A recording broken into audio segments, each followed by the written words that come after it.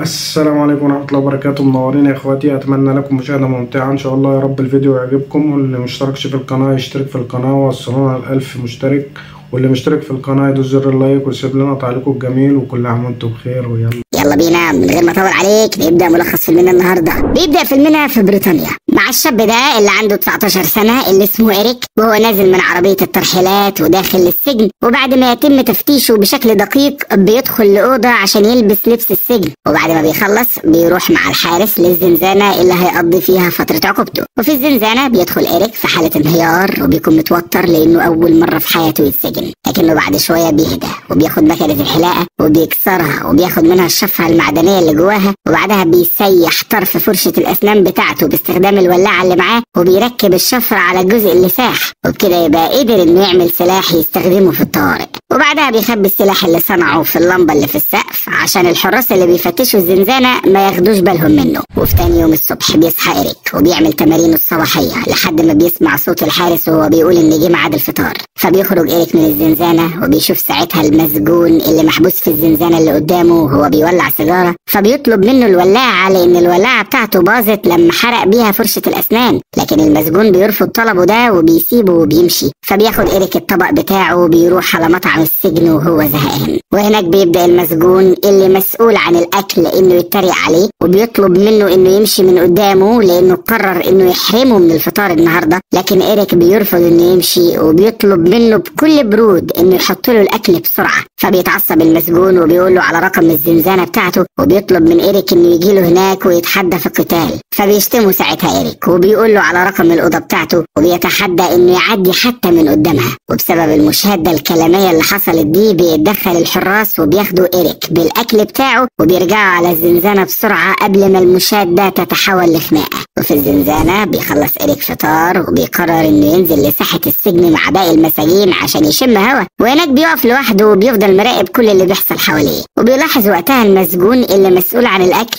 واللي بنعرف إن اسمه جافي وهو بيبيع مخدرات للمساجين، وبيكون حراس السجن عارفين وساكتين، وده لأنهم بياخدوا نسبة من الأرباح. وفي وسط ما بيكون إريك واقف يراقب المساجين بيجيله المسجون نيفل، واللي بيبان عليه إنه شخص قوي ومسيطر على باقي المساجين اللي في السجن. وبيقول نيفل لإريك إنه عرف باللي هو عمله مع جافي وبينصحه إنه يبعد عن المشاكل ويخليه في حاله لأن الحياة جوه السجن أخطر وأشرس من الحياة بره، وبيسيبه وبيمشي. وبيرجع إريك لأوضته وهو متعصب من كلام نيفل وبيقرر إنه ينام، لكن وهو نايم بيدخل عليه المسجون اللي كان طلب منه ولاعة عشان يديله ولاعته، لكن وبدون سابق انذار بيهجم عليه إريك وبينزل فيه ضرب لانه كان فاكر انه كان عايز يقتله وهو نايم، لكن لما بيشوف الولاعة في ايده بيحس بالندم وبيحاول انه يفوق المسجون اللي وقع على الارض واغمى عليه، لكنه بيفشل في ده. فبياخده بسرعة للحراس علشان يعالجوه قبل ما يموت، لكن الحراس بيفتكروا انهم اتقتلوا وعشان كده بيكونوا عايزين يقبضوا على إريك ويحبسوه. وعشان كده بيرجع إريك بأقصى سرعته على الزنزانة بتاعته وقفل بابها عليه وقلع هدومه ورش جسمه بالزيت، وده عشان الحراس ما يعرفوش يمسكوه. وبعدها بيكسر الترابيزة وبياخد منها خشبتين وبيهدد الحراس بالقتل لو حد فيهم فكر انه يقرب منه، لكن الحراس بيجيبوا جردل رمل وبيرموها عليه وبيهجموا بعدها عليه وبيحاولوا انهم يسيطروا عليه، لكن إريك بيقدر انه يفلت منهم وبيضرب 2 منهم وبيهدد التالت بالقتل. وبيجي رئيس الحراس للزنزانة بتاعت إريك وبيسأله هو عمل كده ليه، فبيقول له إريك انها كانت حادثة وانه كان بيدافع عن نفسه مش اكتر، وبيطلب منه انه يعالج المسجون اللي ضربه قبل ما يموت. فبيوافق رئيس الحراس لكن بيطلب منه انه يستسلم ويسيب الحارس اللي معاه. فبيوافق إريك وبيسيب الحارس وبيستسلم، لكن ساعتها بيهجم عليه الحراس بعنف وبيكتفوه وبياخدوه عشان يحبسوه في الحبس الانفرادي، وبيفضل الحراس يضربوا إريك طول ما هما ماشيين، وده بيخلي إريك يتعصب وبيهرب منهم وبيدخل لأوضة كانت مفتوحة قدامه وبيدخل الحراس وراه وبيحاولوا انهم يمسكوه، لكن إريك بحركة سريعة بيقدر انه يسيطر على واحد منهم ويهددهم بيه. وبيتدخل جون واللي بنعرف انه الطبيب النفسي الخاص بالسجن وكمان يبقى عضو في حقوق الانسان الانسان ومنظمة حقوق المساجين، وبيطلب جون من الحراس انهم ما يعملوش اي تصرف عنيف مع إريك، وبيطلب من المساجين اللي كانوا قاعدين معاه في جلسة علاجية انهم يرجعوا على زنازينهم. وبعدها بيقعد جون يتكلم بالراحة مع إريك وبيهديه وبيوعده ان مفيش حد هيلمسه او هيأذيه، وبيصدقوا إريك وبيسيب الحارس اللي كان ماسكه. وبعد كده بياخدوا إريك بنفسه للحبس الانفرادي وبيدخلوا للزنزانة اللي هيقضي فيها عقوبته. وبعدها بيرن جون على مديرة السجن كاردو، واللي بتجيلهم بسرعة وبتسألهم عن اللي حصل مع المسجون إريك. فبيقول لها رئيس الحراس ان إريك مشاغب وتعدى على 2 من الحراس بتوعه وكان هيقتل الثالث، وبيطلب منها انها تفضل حبساه في الحبس الانفرادي طول فترة عقوبته لان وجوده خطر عليهم وعلى باقي المساجين. لكن جون بيعترض على كلامه وبيقول له ان إريك مجرد شاب عنده 19 سنة واتحبس في سجن البالغين، وعشان كده هو خايف دايما ومفكر ان كل اللي حواليه عايزين يأذوه، وعشان كده هو دخل في نوبة الغضب دي وهجم على الحراس. فبتاخدهم كاردو على المكتب بتاعها وبيعملوا هناك اجتماع مغلق عشان يشوفوا هيعملوا ايه مع إريك. وبعد ساعة بيتفقوا كلهم انهم يخرجوا إريك من الحبس الانفرادي ويجبروه انه يحضر جلسات التأهيل النفسي اللي بيعملها جون للمساجين العنيفين. وبيتم استدعاء إريك لمكتب المديرة كاردو اللي بتخيره ما بين انه يمتثل للنظام ويشارك في جلسات التأهيل النفسي مع جون او يفضل محبوس في الحبس الانفرادي لحد ما تخلص مدة عقوبته. لكن إريك بيتكلم معاها بوقاحة وبيقول لها انه مش هيسمع كلام واحدة زيها وانه حر في تحديد اختياراته، وبيقعد بعدها يشتم فيها وفي الحراس وفي الدكتور جون. وبسبب اللي هو عمله ده بتأمر كاردو الحارس انهم يرجعوه للحبس الانفرادي، لكن جون بيفضل يتكلم معاها ويقنعها بانها تسيب إريك يحضر الجلسات معاه، وبيتفق معاها انه لو عمل اي مشكلة تانية هيكون لها الحق في نقله للحبس الانفرادي. وفي الوقت ده بنشوف نيفل وهو قاعد مع مسجون تاني اسمه باولو، واللي بنعرف انه هو زعيم السجن وكل المساجين والحراس بيسمعوا كلامه وبيطيعوه في اي امر بيقوله لهم. وبنعرف كمان ان نيفل هو المساعد بتاعه، وعشان كده محدش في السجن بيقدر انه يتكلم معاه. وبيتكلم نيفل مع باولو عن إريك والمشاكل اللي عملها من ساعة ما دخل السجن. وفي اللحظة دي بنكتشف ان إريك يبقى ابن نيفل، وبيطلب باولو من نيفل انه يسيطر على ابنه وده لانه هيأثر على شغلهم. فبيروح نيفل لإريك في الحبس الاحتياطي وبيقعد يتكلم معاه وبيهدده بانه لو عمل مشاكل تاني هيقتله، وبيطلب منه انه ينتظم في حضور الجلسات ويحاول انه ما يستفزش الحراس عشان يخرج من السجن بعد نص المدة. وفي تاني يوم بيخرج نيفل من الحبس الاحتياطي وبيرجع مرة تانية للزنزانة بتاعته، واول حاجة بيعملها بعد ما بيخرج هو انه بيروح لزنزانة جافي وبيبهدل له الأوضة وبيسرق من الأوضة ولعتين، وبيروح بعدها لزنزانة المسجون اللي ضربه وبيديله ولاعة منهم وبيعتذر له انه ضربه وبيطلب منه انه يسامحه. وبيعرف جافي باللي حصل في الزنزانة بتاعته وبيقعد يسأل زي المجنون في المساجين عن الشخص اللي دخل اوضته، وبيعرف من واحد منهم ان إريك هو اللي عمل كده. وعشان كده بيروح جافي لواحد من المساجين اللي بيبيع لهم مخدرات وبيديله كمية كبيرة من المخدرات وبيأمر انه يقتل إريك في الزنزانة بتاعته. وبيوافق المسجون وبيقعد يتفق مع باقي المساجين زمايله على خطة يقدروا بيها يقتلوا إريك من غير الحراس ما يشوفوهم. وفي تاني يوم بياخد نيفل إريك بالقوة وبيخليه يحضر جلسات التأهيل النفسي مع جون، وبيقعد إريك معاهم وهو مخنوق من تحكم أبوه فيه وبيحاول انه يولع سيجارة في وسط الجلسة، لكن جون بيمنعه وبيقول له انه يقدر يشرب سجاير براحته بعد الجلسة. لكن إريك بيتجاهل كلامه. في اللحظة دي بيقتحم نيفل الجلسة وبيزعق لإريك وبيهدده انه هيضربه لو ما سمعش كلام جون ورمى السيجارة، لكن جون بيقطعه وبيطلب منه انه ما يقتحمش جلسة العلاج مرة تانية من غير إذن.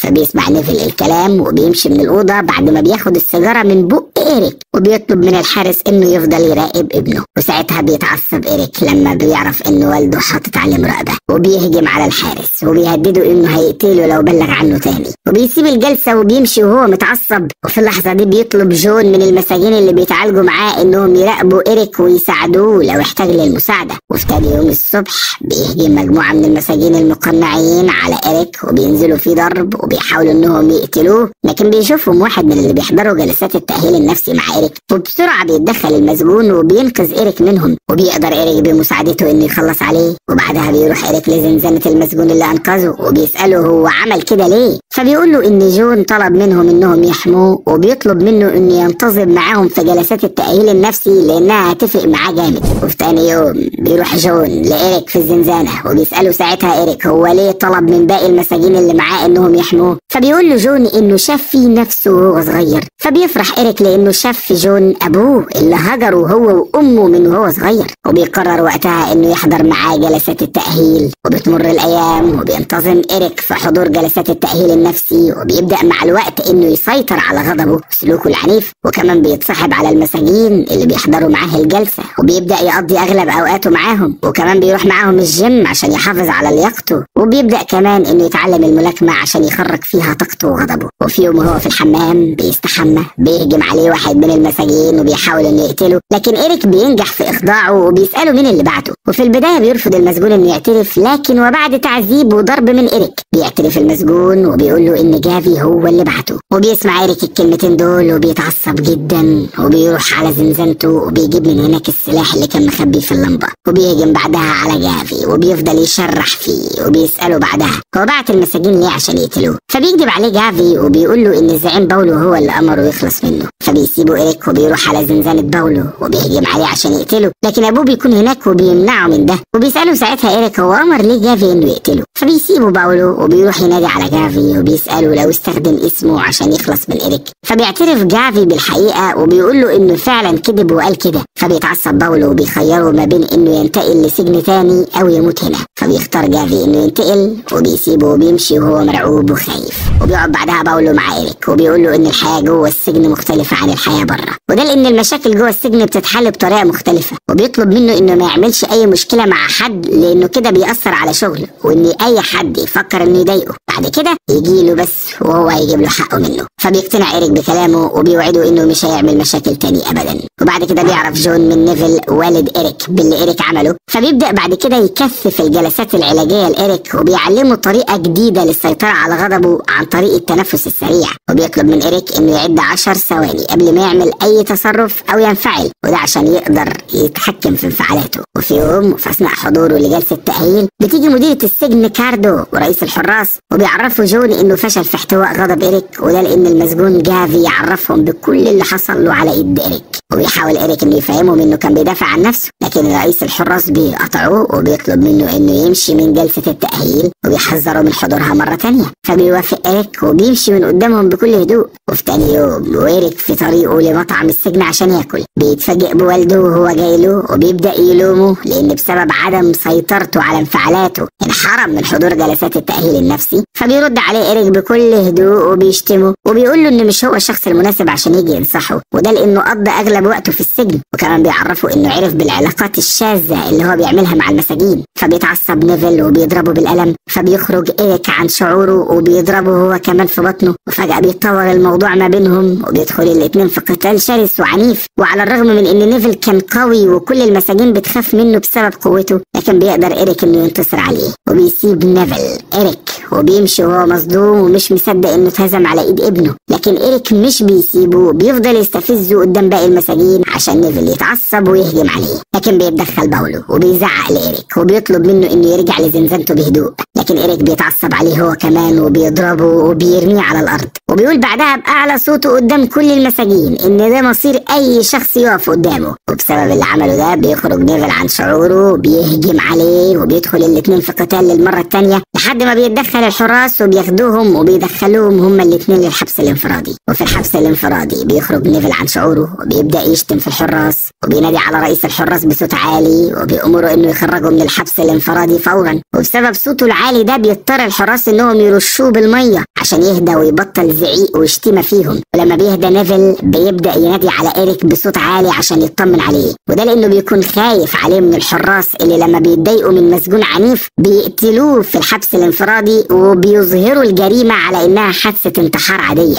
فبيرد عليه إيريك وبيطمنه على نفسه. فبيخاف نيفل وبيقول له ان اكيد رئيس الحراس بيخطط لطريقة عشان يخلص بيها منه. في نفس الوقت بنشوف رئيس الحراس وهو قاعد مع باولو بيتكلموا عن اللي حصل، وبيكون باولو متعصب بسبب اللي إيريك عمله فيه واهانته ليه قدام المساجين كلهم. وعشان كده بيتفق الاتنين انهم يخلصوا على إيريك عشان يرتاحوا منه ومن مشاكله. وفي تاني يوم بيقعد نيفل يعيط وبينادي على الحارس المسؤول عن مراقبة الحبس الانفرادي وبيطلب منه انه يفكه، وبيوعده انه مش هيعمل اي مشاكل، وبيصدقوا الحارس وبيدخل عشان يفك له الكلبشات. وبمجرد ما بيفك الحارس نيفل بيهجم نيفل عليه وبيضربه بالبوكس في دقنه، فبيقع الحارس على الارض وبيغمى عليه. وبعد ما بيكلبشه نيفل بيغطي وبيخرج بهدوء من الزنزانة، وبيروح بعدها لباولو وبيفضل يترجع عشان يسامح ابنه وما يأذيهوش. فبيقول له باولو بهدوء ان ابنه غلط ولازم يتعاقب. وفجأة بيخرج باولو سكينة وبيهجم بيها على نيفل وبيحاول انه يقتله، لكن نيفل بيقدر انه يتفادى ضرباته وبياخد منه السكينة وكان هيقتله، لكن باولو بيوقفه وبيقول له ان رئيس الحراس دلوقتي عند ابنه عشان ينفذ فيه حكم الاعدام.